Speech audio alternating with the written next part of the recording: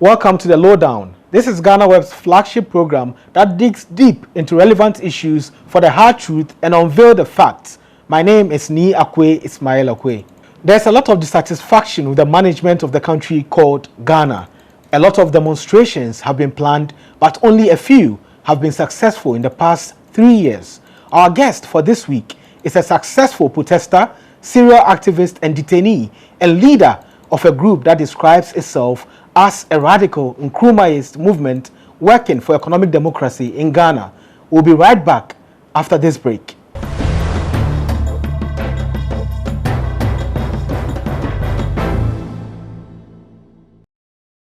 Welcome back to the Lowdown on Ghana Web TV. My name is Ni Akwe Ismail Akwe.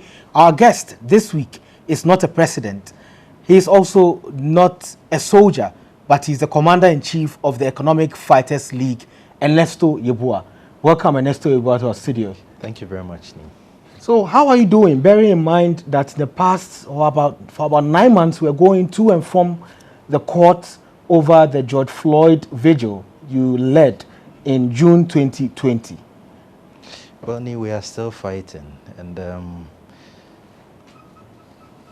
I'm sure it is not going to be our last. There are many more arrests that would meet us as we enter the future. And we are not afraid because we've committed ourselves and our lives to something that we believe in. And so we keep fighting. So did you receive the withdrawal of the case by the state with happiness, or was it with disappointment? Well, I wasn't surprised looking at the way the case was traveling in court.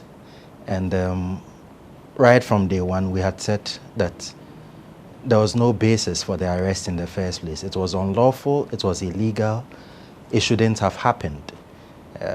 Unfortunately, in this false and rotten republic that we have, even the right to mourn is decided by Akufo-Addo, or who is president. You remember they mourned George Floyd. So what prevented us from mourning as ordinary Ghanaians? You remember the unfortunate incident of the killing of the 90-year-old woman in the Savannah region, Madame Mariama Equiadente. We wanted to organize a similar vigil to make a promise to ourselves as a people that never again should anything of the sort happen.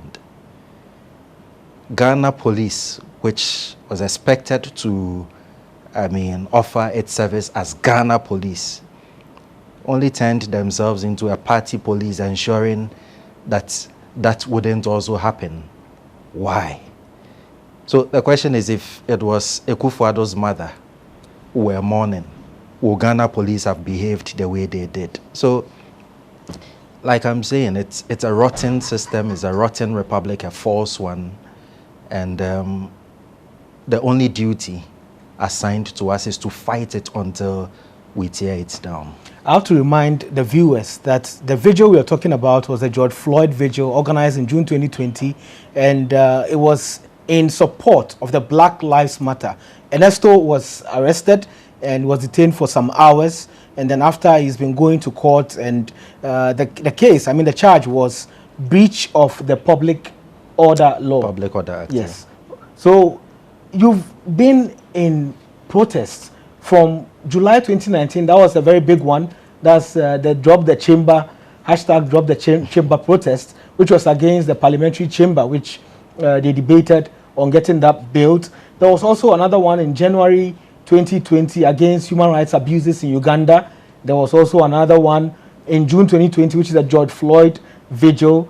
And then we also had your election boycott. That's the Economic Fighters League of the elections, the elections 2020. And so many others that you've been, championing. Do you think it is worth fighting? Well, certainly it is.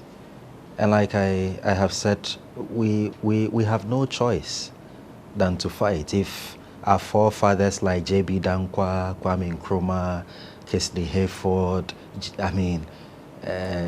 Mensa Saba and Co. did not fight for us, I'm sure we would still have been wallowing in the pits of colonialism. And so every generation is bestowed with that responsibility to fight what is wrong in their society in order to leave behind a better world than they met it. And that's precisely what we have been doing. I know that personally I am very misunderstood, and misunderstood because it's also the way the media or the agencies of power have tried to describe us or to portray us in the public domain as some people who are just mindless, unreasonable, ranters, rioters, and all of that. I'm very much aware of that characterization that has deliberately been machinated on our personality. But do we stop because of that kind of perception or malignment that the forces of oppression wants to impose on the impressions or on the minds of people? And like I'm saying, we have absolutely no choice. So these consequences are there. We would go to prison, we might get killed, but it has to be done. Somebody has to do it. And that is why we are involved in what we are doing. And I've been working with many young people. Our organization is made up of more than 10,000 young people who are duly registered with us. We engage them, we communicate with them, and they align in almost all facets of the lives of this country. We have some who are police officers, we have some who are army officers, we have some who are students, we have some who are lawyers, we have some. So that's the kind of organization that I belong to. And I have absolutely no doubt that we are far more intelligent than the political leadership that this country has. Looking at your Facebook page, that's the Economic Fighters League, you describe yourselves as a radical Nkrumahist group or movement that's seeking economic democracy in Ghana. Isn't that the same as the perception that you are talking about right now? Yeah, but being radical does not mean being violent. I believe in radical politics, the politics of truth. Our society is not used to hearing the truth as it is. We would want to batter it, smother it, temper it, just so that it feels good in the ears of those who are oppressing us. We cut off that foolishness and just say it as it is. That you are fooling, you are stealing. I mean, so when we do this, it does not mean we are some mindless group of people as, they seek to portray us. We simply want the good of society. We want things to happen in the way that they have to happen. Is that what got you out of the CPP?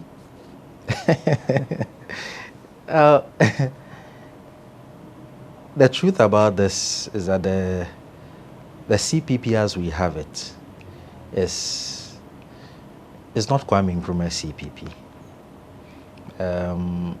This CPP was constituted by a body of people who approached the court, and the court said, okay, you can use the name CPP, you can use the color CPP, you can use the cockerel and blah, blah, blah. But take note that this CPP that you are going to constitute is not Kwame Nkrumah's CPP. Kwame Nkrumah's CPP is still proscribed under the 1992 Constitution. Nkrumah himself is a wanted criminal under the 1992 Constitution. And that's where we are. If you take NLC decree, is it NLC decree 23?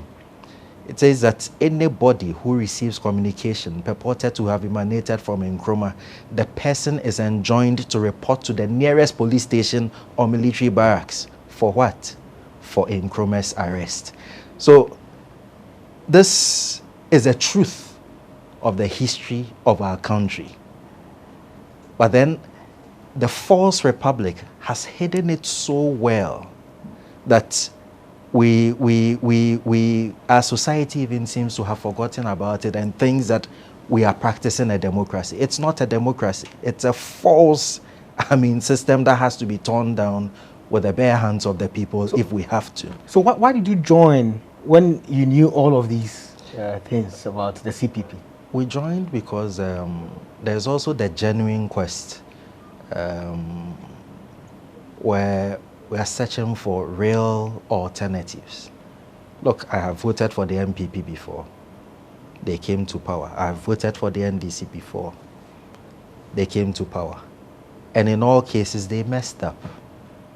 So it's only logical that we tried another alternative. And that alternative at the time was the Convention People's Party, parroting Nkrumah's ideas and all of that. So it gave a certain glimmer of hope that, okay, then this may be the vehicle that may actually bring about the change that our society is looking for. We entered and then we saw that, oh, it's actually a business established by the MPP NDC. And the leadership in there are not interested in bringing the party to power or following any, direct line to bring the party back to power.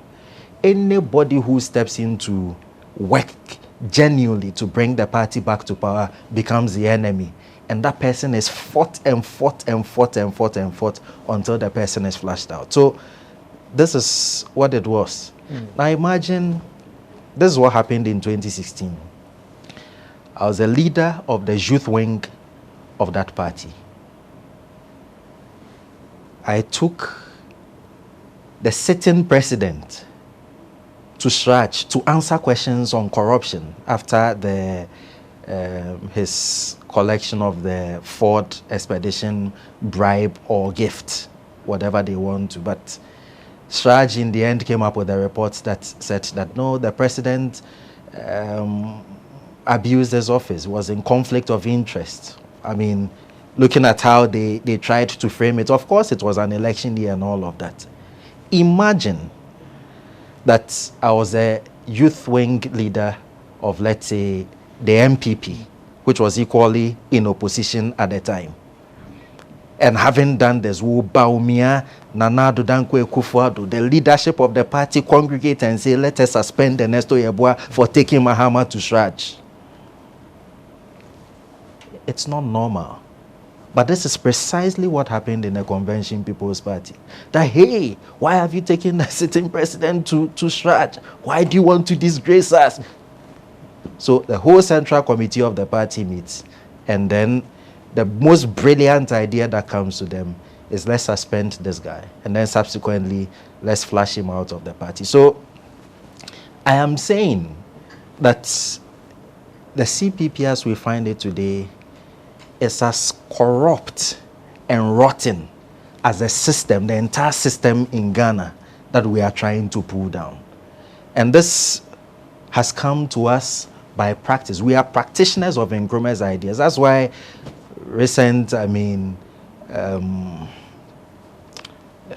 commentary from the former president, Kufuor, hasn't attracted our attention. We are not in there to battle. We leave that to parties like the NDC and the CPP that derive their relevance from the superficial defense of Kwame Nkrumah. We practice Nkrumah's ideas. So is the EFL the new CPP of Kwame Nkrumah? Well, hold your thoughts there. We'll be back after this break, and then we'll also discuss Fix the Country. This is the Lowdown. We'll be right back.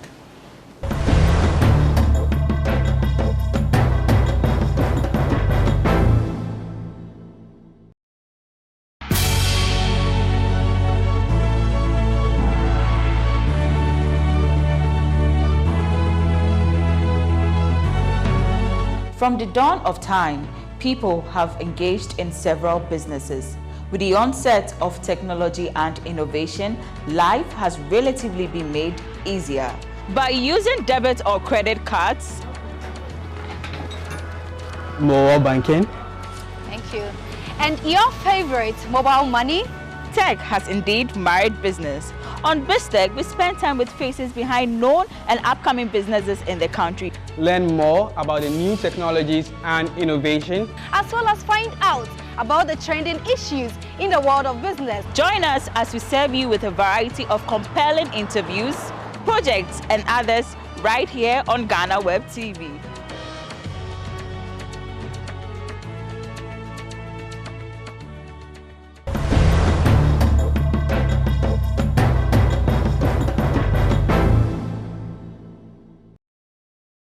Welcome back to the Lowdown. My name is Ni Akwe Ismail Akwe, and our guest is Ernesto Yeboah. So we're talking about EFL being the new Nkrumah's CPP. Is that the case? Well, we are guided by Nkrumah's ideology and philosophy of conscientism, if you may, Nkrumahism. But then we are not limited to just Nkrumah's ideas.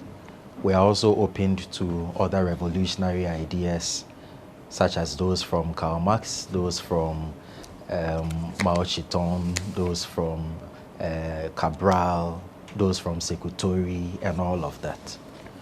And so this is what we are.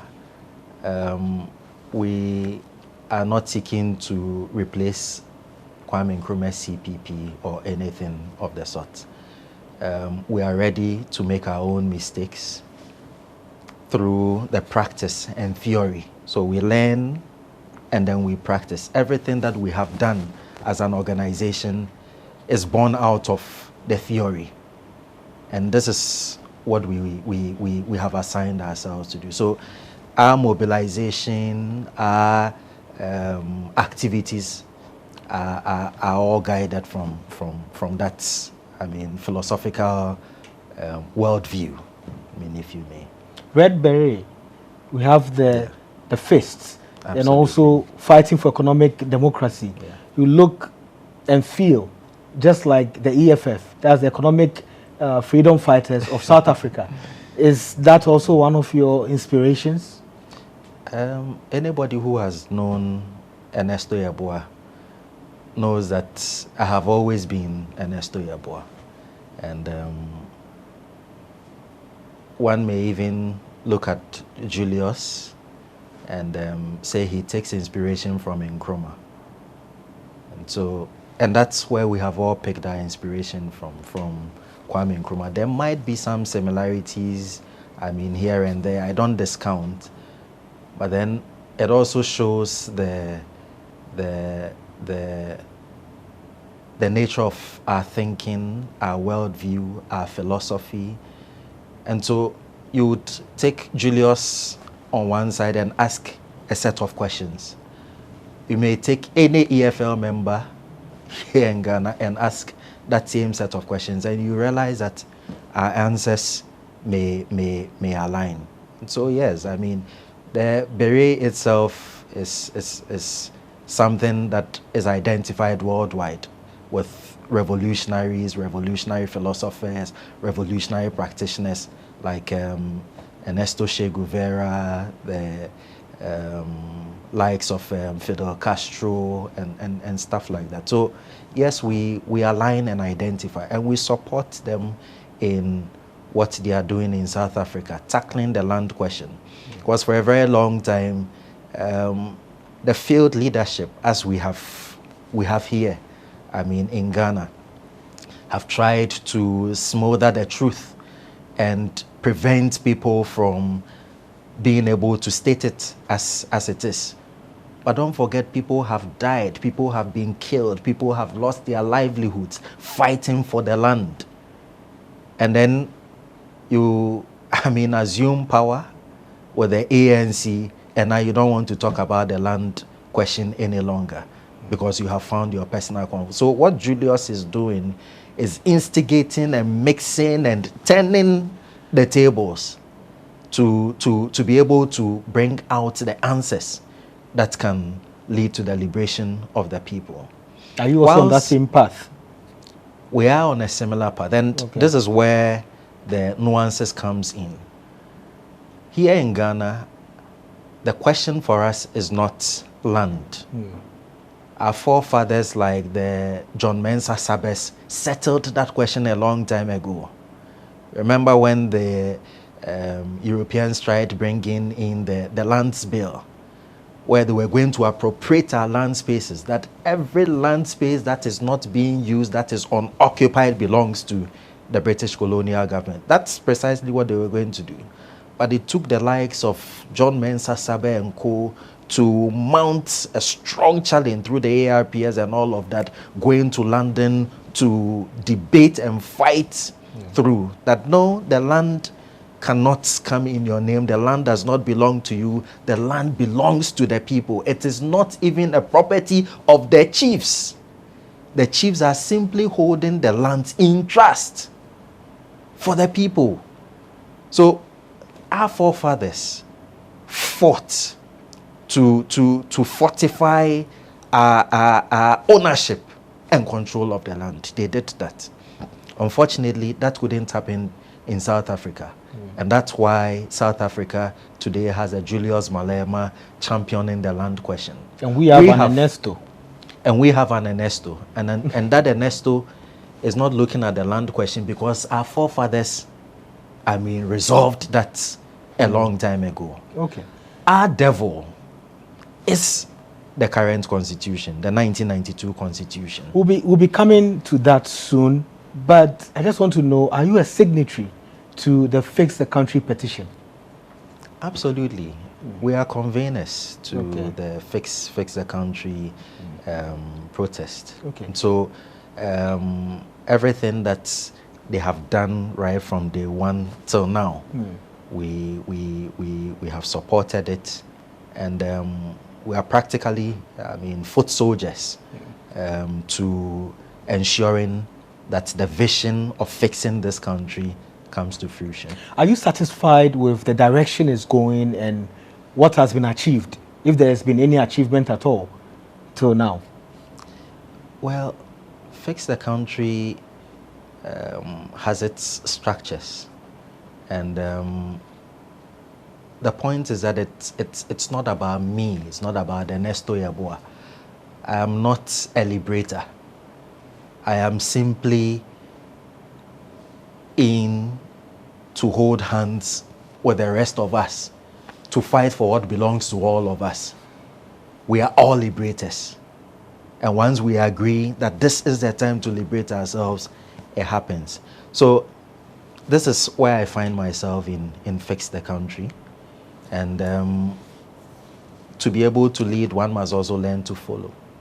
One must learn to listen. One must learn to understand people from their point of view and the things that they want to achieve and how they want to achieve those things. So that's how it's been in there. And so far, I think it's been fantastic. Look at the likes of Kali J. These are not your active politicians, or they are everyday people, musicians like, Spooky and the rest. These are everyday people.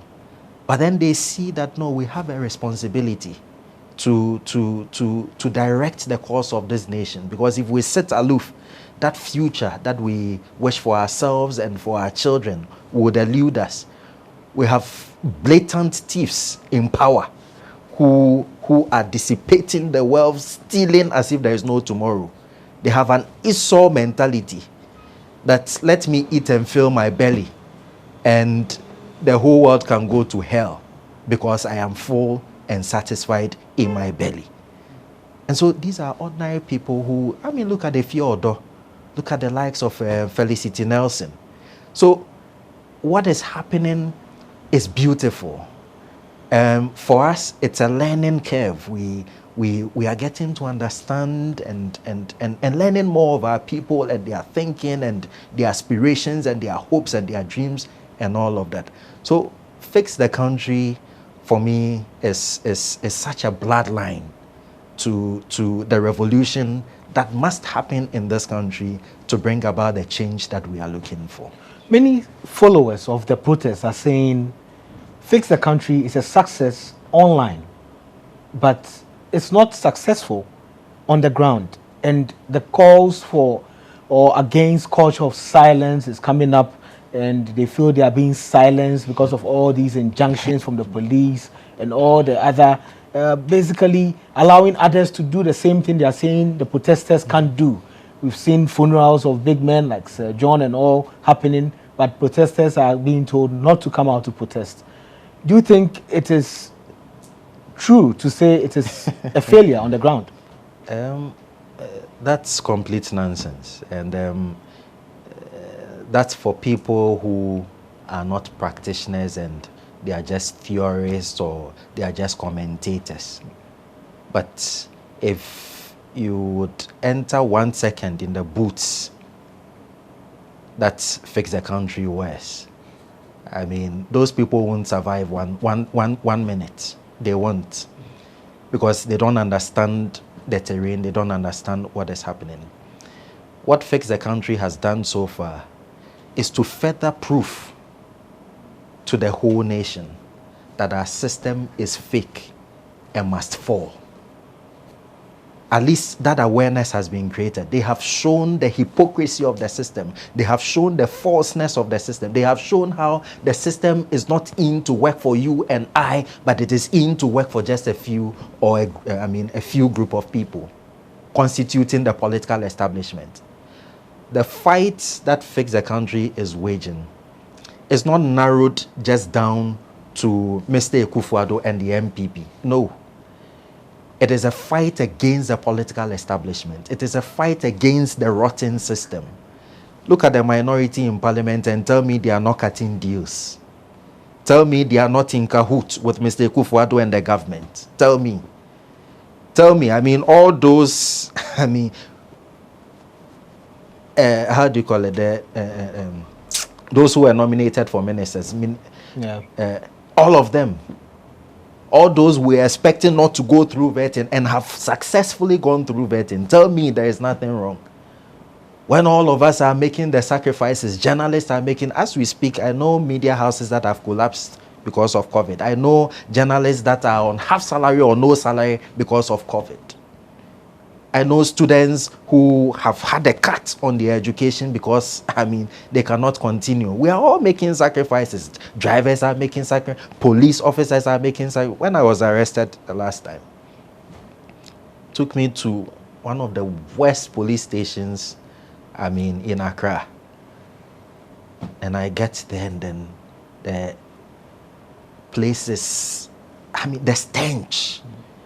And then I'm looking at the police officer, I mean, the chair, conditions of service and all of that. And I'm like, but these are the people who have been sent, we are fighting for them all, have been sent to come and arrest us and then put us in. So I started speaking, I spoke to all of them. I mean, I made many friends amongst the cellmates and then the police and all of that. The following day when I was marched to the regional commander's office, it's as if, I mean, the difference between the regional commander's office and the constable's, I mean, desk counterback where I was lodged.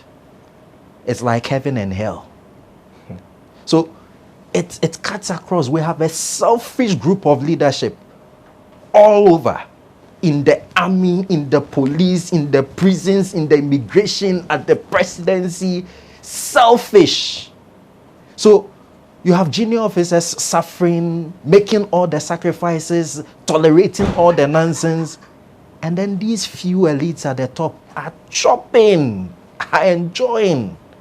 So this is, I mean, practically where, I mean, we are.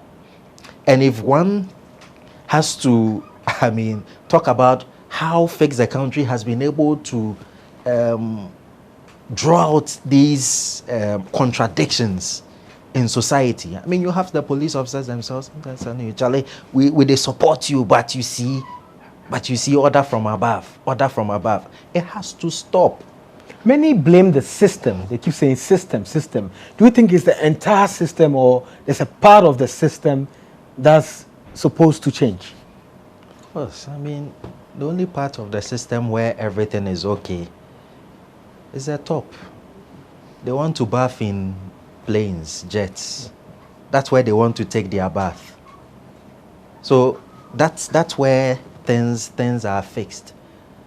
But tell me which part, apart from there, I mean, which part of the system that doesn't need fixing?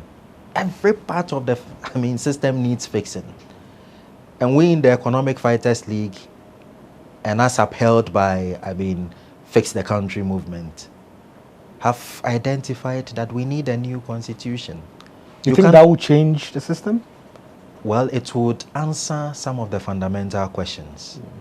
In fact, it would answer a greater portion of the fundamental questions that confront our society. You can't have a bad constitution and expect to have a good society. Some of the things you are demanding for is the change of the entire 1992 constitution, abolishment of ex gratia, put Ghana in control of its natural resources. Presidents should not be immune to prosecution for criminal activities. Every party should be represented in parliament based on percentage they get in election. Proportional representation. Also, the president should be prevented from appointing the heads of the security services. So, are these the only areas that you think could bring that change you're asking for, or you think it's just there are many more areas, but sometimes just for the optics and to also be able to communicate in a way that the vast majority of the people can understand, you just do a shoplift. So what we've done is just a shoplift of things that we wish could be changed or we feel should be changed, that people can rally around. In fact, even Rawlings himself, whom this whole constitution was built to serve, was it in 2018, during his June 4th speech, said that, look, we should abolish the constitution. He said that. He said that. So why are we waiting? Tell me that this constitution hasn't produced a dictator in Nana Addo Dankwa Akufo-Addo.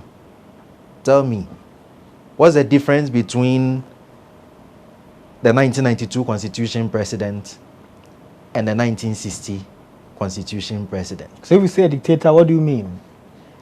He calls the shots because he's president? Of course. Why are we not able to embark on the demonstration, for instance? Why? Link it to the president. Of course. If you read the act or the provision, the EI, it's clear. And the reason why the police was able to go to court to secure that injunction in the middle of the night against us was based on the fact that the court is saying, you know what, until Akufo-Addo says you can demonstrate against him, you have no right to demonstrate against him. You see, and the lawyers have a way of saying things that doesn't even make sense to make it look like it's making sense. That's precisely what the court said. You thought the executive instrument was unnecessary?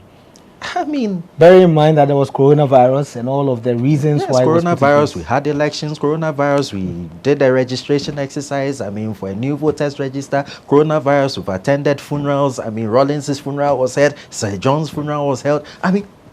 So it looks like corona, becomes deficient in its level of attack the moment it is an activity being, in violation of its protocols by the political establishment. Once it's about them, then corona cannot affect them. So why can't we also be clothed with that immunity? Why can't the people whom they are serving be clothed with that immunity to do what? And if you looked at the demonstration notice, about 20 pages detailing clearly how we're going to observe the COVID protocols and all of that.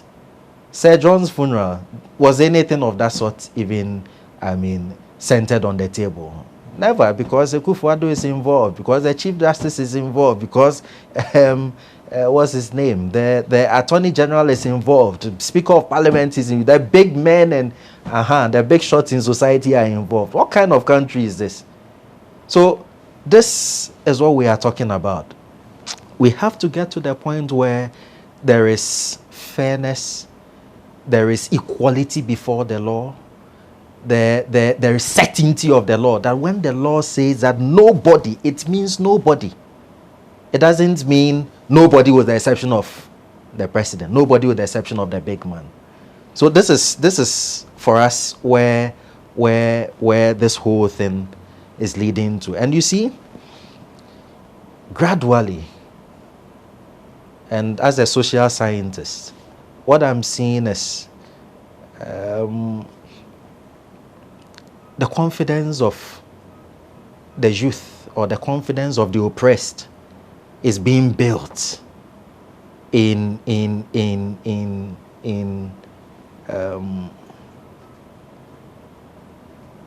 I can't get my words, but the system is heading for explosion. It is. Now, even look at beggars in our streets. They are not begging anymore. They are ambushing, they are harassing in order to take their fair share of the cake that motorists, are perceived to have acquired. That's an army, right? Building right before us. And what has created that? It is a false system that the Sakawa 1992 Constitution has created. And with all these things that the police are doing or the political establishment is doing, preventing us, denying us, misapplying the rules and regulations and all of that, it's simply emboldening the people on a daily basis. And the people are beginning to feel that it looks like our only way out is to rebel. At that time, arresting Ernesto Yeboah is useless. Killing Ernesto Yeboah is useless. Because it is no longer an Ernesto Yeboah or Economic Fighters League something or fix the... No. The people are taking the battle on their own terms. Why? Because the establishment is pushing them to that corner where the only reasonable thing that is expected of them is to explode. We are all suffering. The only group of people that are not suffering is a political establishment. So after this break, we'll talk about how to get fairness, equality, and to prevent the explosion of the masses or even the country. We'll be right back after this break.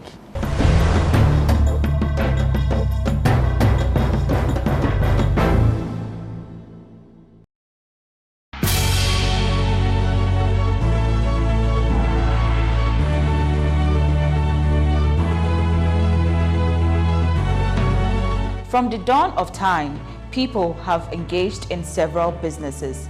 With the onset of technology and innovation, life has relatively been made easier. By using debit or credit cards, Mobile banking. Thank you. And your favorite mobile money? tech has indeed married business. On BizTech, we spend time with faces behind known and upcoming businesses in the country. Learn more about the new technologies and innovation, as well as find out about the trending issues in the world of business. Join us as we serve you with a variety of compelling interviews, projects and others right here on Ghana Web TV.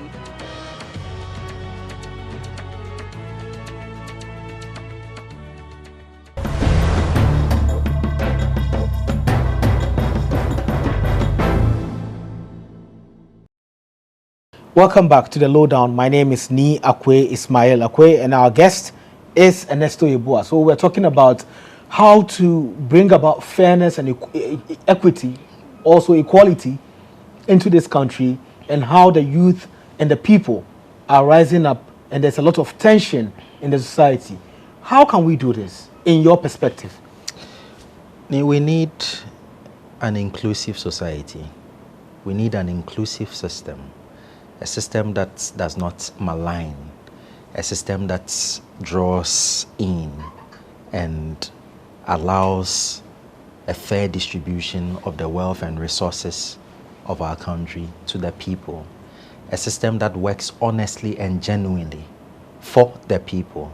And it is not difficult to be able to put such, systems in place. Ghanaians are not the worst group of people on earth. I have seen Ghanaians work elsewhere, and they are accorded, or they are seen as excellent workers. They are ethical. In fact, out there, if you say you are Ghanaian, there's a certain level of respect that is accorded you, beyond the fact of, the Nkrumah tag. Because out there, once you say Ghana, the next thing they tell you, oh, Nkrumah, and then they begin to extend courtesies to you. But they also see in the Ghanaian the drive, the ethics to obey and to follow due process and to let things work. So that's the Ghanaian I'm talking about. And I'm saying that you need a system that can create or amplify that Ghanaian in our society. The current system that we have brings out the worst in us. That's why things don't work. You go to the hospital where you are dying and you are crying for help, health help, and somebody wants to take bribe before they look, at you. A police officer is stopping you not because he cares about you. He's stopping you in order to take his share of your stolen money. So things like that. We need a system that corrects or brings out the best in us. And when you come to the political establishment, for instance, currently what we have is the MPP-NDC thing. And it's simply because it doesn't make sense under the current system to vote any party outside the MPP-NDC bracket. Any party that you vote for is a wasted vote, because we haven't been able to aggregate the confidence outside those political parties enough. Maybe it will happen, maybe it won't happen. But until it happens, there is that danger and trepidation of a possible explosion, because the current system as we have it excludes, and it has excluded a great majority of our people.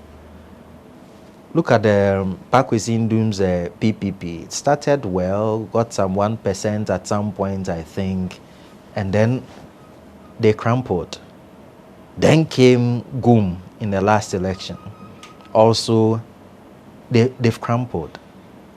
In the next election, they have to go and look for another resources somewhere and then come and attempt another 1%, or they might drop or something like that. How do you blame the system when the people vote for either NDC or MPP? Isn't that the people's choice? No, it's not necessarily the people's choice. If you've worked in a poultry farm before, or you've seen how a poultry farmer, sometimes just by the manipulation of light, is able to control the behavioral pattern of the chicks in the coop, you see how manipulative our system is, and how it's driven the people to those conclusions that let me vote either MPP or NDC. Let's bring about a system such as proportional representation. Under proportional representation electoral system, every vote counts. So people are no longer afraid to vote outside MPP or NDC. They are free now to vote for their PPP, their UFP, their whatever, in the knowledge that whatever percentage that party secures, it would have representation in parliament. It will have a voice in parliament. So talk about the GUM, for instance, that's secured, or was it 1% or something like that? So like after the 2020 elections, we would have seen a situation where GUM occupies 1% of the seats, 275 seats in parliament. Every national issue that comes up, we would hear the GUM alternative. Those ministerial nominees that Ghanaians didn't. We would hear what Goom also has to say about them. We would take people like Bernard Mona, very intelligent guy. Atik Mohammed, very intelligent. Kwesi Pratt, very intelligent. Kweku Bako, these are very brilliant people. I mean, there's one knee guy too in the people, very intelligent guy. But all these guys are on the periphery of our politics. Talk about Bright Simon. All of them on the periphery of our politics. So the system we have doesn't even attract the best to the center in decision making. Imagine Bright Simon in parliament. Imagine, just imagine. Imagine Kwesi Pratt, imagine Kweku Baku in parliament. Being part of the parliamentary conversations, directing how policy, I mean, Ghana would be the better for it. But because we have a system that excludes, a system that creates charlatans, because to survive, you have to be a charlatan. I mean, that's almost the unwritten code. And so many of our good men, many of our resourceful people have fallen by the roadside because they have refused to play ball. So a system like proportional representation can address that. So that's a how.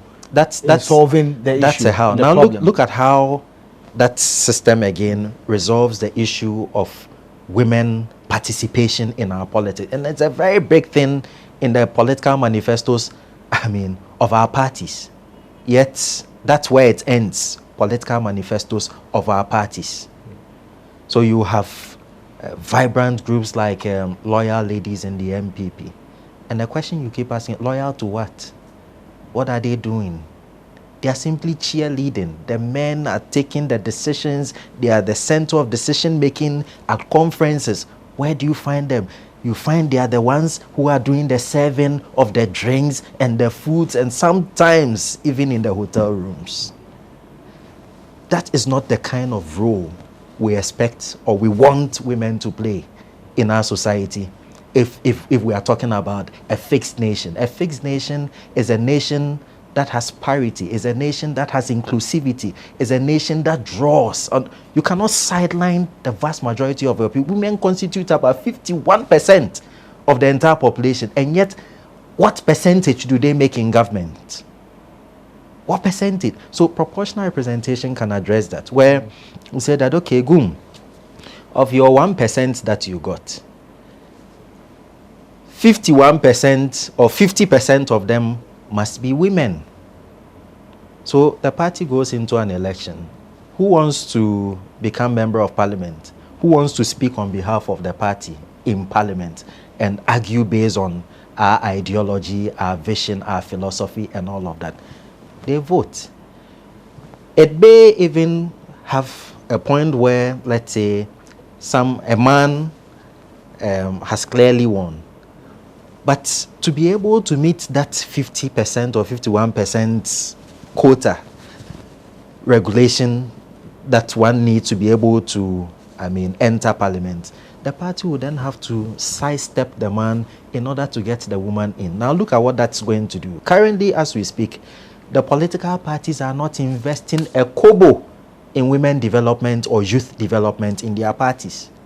They are not taking them to programs or, higher education institutes. I'm sure they'll disagree with you because they have programs in their parties. All of them have programs. And they are beneficiaries. And what are they doing? I'm talking about what I'm seeing. And what I'm seeing is that I see women cheerleading. During elections, they get one woman with a big bottles or two of them. They wear the party T-shirt. Their backside is, photographed, and then it's splashed, vote for MPP. Vote for ND. Is this how we want to treat women in the country? But you see, that's what I'm saying, that even this small change in the electoral system will have an effect on how the political, currently, what the gender groups are advocating for is, in terms of working on the gender parity, is affirmative action. What they don't understand is that patriarchy is not a man. Patriarchy is a system. So you may have a woman who advances patriarchy. She's the one that assembles young girls and feeds them to these old greedy fools. And then, I mean, satisfies their ego and stuff like that. And you are saying that these men who are beneficiaries of patriarchy should now be the ones to choose which woman should come and sit behind the decision-making table. What are we doing to ourselves?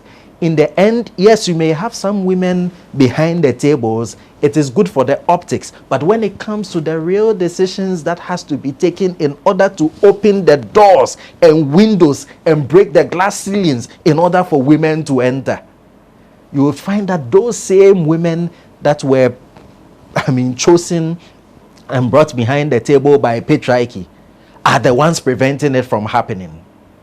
And then you ask why. Proportional representation takes away that power from patriarchy and hands it over to the people.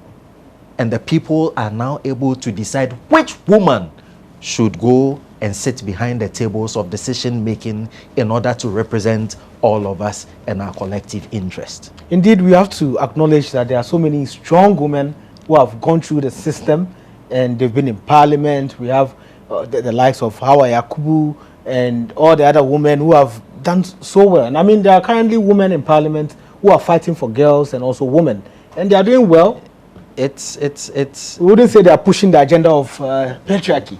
It's on the cosmetic level.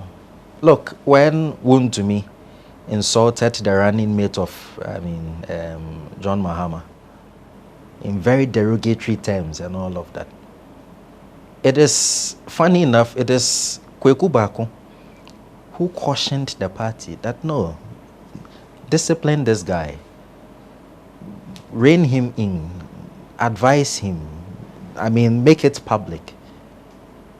It is Eslousu who, decried that. Was like, it is, I've forgotten exactly what, but almost in support of Wontumi, in the denigration of another woman. So this is the point I'm making. When it comes to, the crunch, you'll find that they would crumble. Why? Because patriarchy is what invited them behind the tables of decision making. We need to break that. To be able to bring gender parity and inclusivity in our system, we have to aim to break the hand of patriarchy. But if we continue to massage it, and because Akufo-Addo will be angry, because Mahama will be angry, why should Mahama be the one to choose which woman becomes his running mate? But that's precisely what it is. So tokenism is what affirmative action in this category actually serves. So, and we are saying that proportional representation resolves that question. So I think in all the points you made, proportional representation is key, is king in all of them. It's key. But do you see any end in sight to this tension, all these issues that are coming up? Do you see it in sight, or it's going to be even beyond your age? Well, like I have said, as for the explosion is going to happen, and it is either going to be led or unled.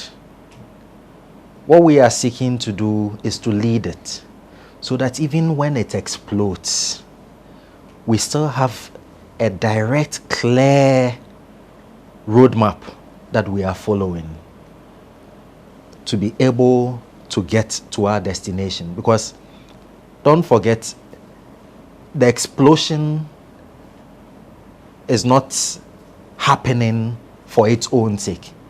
It is happening in want. In want of what? In want of a better future, in want of a fairer society, in want of a just. So all of these things. And what a led revolution does is that it lists them.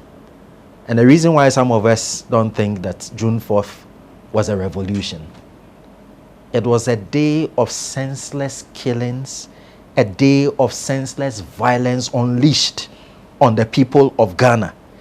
The day when women were dehumanized and debased to that point where, I mean, women were stripped naked.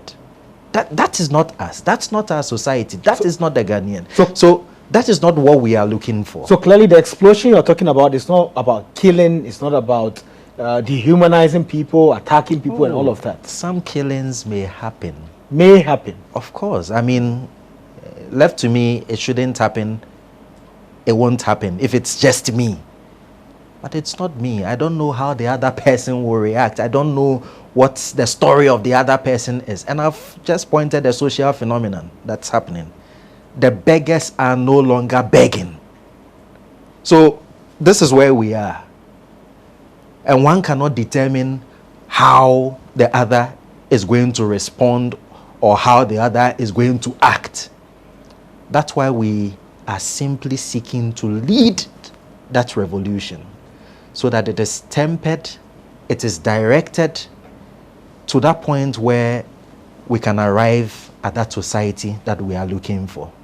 Because they are not seeking to inflict violence on another just because they want to see blood. No, they are seeking to inflict violence on another so that they can have their fair share. So they can, exact their pound of flesh. That you have cheated us, you have neglected us, you have stolen from us, and so we are destroying you, our oppressor or our enemy, so that we can now stand before the opportunities that you have prevented us from accessing all this while. That's what the revolution is about. And we are simply seeking to lead it so that we don't arrive at the point where the senseless killing, the senseless blood pour, and debasing is just what becomes of that revolution. So what kind of Ghana do you want to see? We want a Ghana that works for all of us. A Ghana that has a police service that is genuinely interested in the welfare of the people. A police service that is not armed because the society is fixed. A leadership that is not stealing from us. A leadership that has a clear plan to protect our future and to protect our present. Look at what is happening to our water bodies. Galamsey all over. The same politicians who are galamseying will come on our national platforms and say, stop galamsey. The hypocrisy of it, we see it. It's happening. And say, we are banning excavator. Do you know how much money they are making in those pits? And then you come and talk about banning one excavator or two excavators. What about their prosecutions? When those Chinese are arrested, what happens to them? They are not even tried and sentenced in the country. They are deported. Is that what would have happened to me if I did galamsey in China or America? Would I just be deported? Oh, go back to your country. So our leaders have clearly taken us for granted. They clearly underestimate our intelligence. And so this for me is where we've got into. And so as they keep doing what they are doing, it's just scientific. Anybody who is a student of history or has read a little bit of history would understand that a society that is suppressed is led to inevitable explosion. And that's precisely what is happening. We can't even cry. You want to cry for George Floyd, Akufo-Addo says, hey. Or the Ghana police says, hey. And you are arrested. And that day it was not just Ghana police. It was Ghana police, national security, and Ghana army.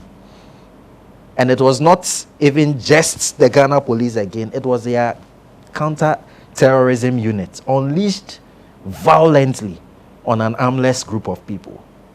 So if this is how you are treating your citizens want to demonstrate, and then you are saying that, hey, you cannot demonstrate. They go to court to secure an injunction and all of that.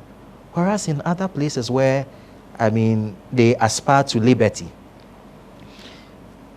you don't even have, you have instances where you can demonstrate without notifying the police. Why do we even have that in the Public Order Act?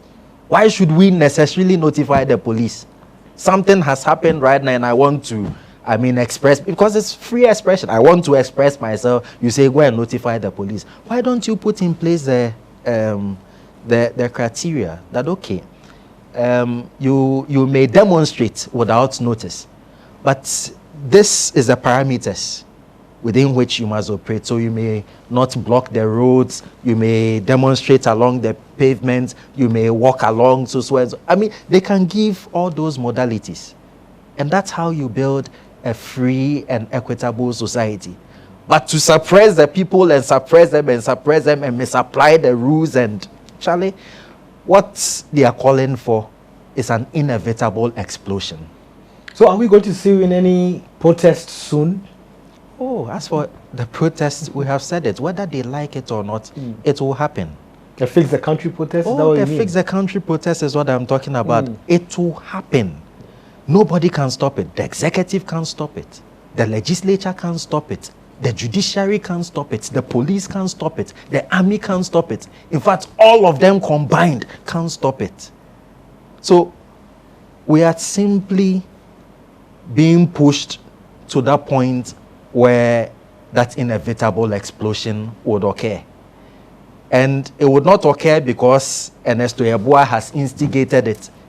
It would occur because that's simply where they have pushed the whole society to. Everybody is sick and tired. I mean, recently you heard, I mean, you have a situation where teachers cannot even talk about the problems or challenges they are facing in the education system. Why? Media houses, journalists are unable to report on stories that, I mean, needs lights on in order to protect and save the public purse and things like that. We've seen journalists that have been killed. Today, where's Anas? Anas's name has been murdered. Just like that. Why? Because the guy was, I mean, amplifying the lights based on corrupt activities in our society. Manasseh Azure had to run away to South Africa, and then he's back. How many journalists will be able to follow, I mean, in that part? So we are seeing it everywhere. The oppressive environment that has been created is clear to all. Imagine that under President Kwame Nkrumah, there was COVID, and then as part of the EI, it says that it is only the president who can renew the protocols and renew, how do you call it, activities that could be undertaken or not undertaken. And one of those activities that cannot be undertaken is demonstration. So until Nkrumah's permission is sought, nobody can demonstrate. How would Akufo-Addo's father have described Kwame Nkrumah? How would Mr. Akufo-Addo describe Kwame Nkrumah? How would, I mean, those who are leading us today have described Kwame Nkrumah? So when it comes to Kwame Nkrumah, we are free to paint him with that brush, dictator. But when it comes to Mr. Akufo-Addo, when it comes to Mr. Mahama, when it comes to Mr. Kufuor, when it comes to Professor Atamels, they know they are democratic leaders. You have a dictator constitution in place, and that dictator constitution must be abolished and killed in order to liberate our people. The dictator constitution must be abolished. Those are the words of Ernesto Yeboah. We've come to the end of the Lowdown. Do you have any final words you want to share to the viewers? I think I'm done. You think you're done? Ernesto Yeboah is done. This is the Lowdown. You can catch us on all of Ghana Web's digital channels, and you could also watch us every Monday on Facebook, YouTube. My name is Ni Akwe Ismail Akwe. This is the Lowdown.